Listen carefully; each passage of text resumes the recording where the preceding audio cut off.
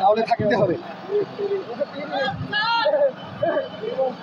আমরা আমার ডাক্তার ভাই ও বোনেরা আপনাদের ডিসিশন ঘৃণা ভরে প্রত্যাখ্যান করেছে।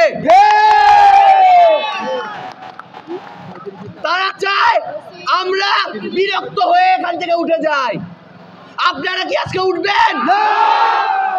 দাবি পূরণ করা ছাড়া কি আপনারা যাবেন? দাবি পূরণ হওয়ার আগ পর্যন্ত কেউ শাহবাগ মোড় থেকে উঠবে না। আশেপাশে যারা আছে সবাইকে আসতে বলেন। আমলাদের গাড়ি চাকা ঘুরবেন আছে। আমলাদের 724 জনের জন্য 42 কোটি টাকা বরাদ্দ হয়। প্রত্যেক বছর যেখানে 13 কোটি টাকা করে লাগবে, 30 লাখ টাকা সুদ মুক্ত ঋণ দেওয়া হয়। তখন টাকা কই থেকে আসে? তখন টাকা কোথায় থেকে আসে?